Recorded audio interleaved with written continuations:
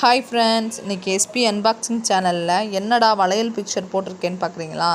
இதுதான் இந்த காம்போ தான் ஆர்டர் பண்ணது. 2 காம்போ வளையல் காம்போ ஆர்டர் பண்ணது. இதோட அன்பாக்சிங் தான் நீங்கள் இப்போ பார்க்க போகிறீங்க.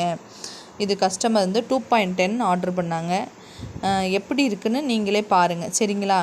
இனிமேல் கண்டிப்பாக நம்மளோட அன்பாக்சிங் வீடியோ தொடர்ந்து வரும். நீங்கள் தான் உங்களுடைய சப்போர்ட்டு, லைக், ஷேர் இதெல்லாம் பண்ணணும் ஃப்ரெண்ட்ஸ்.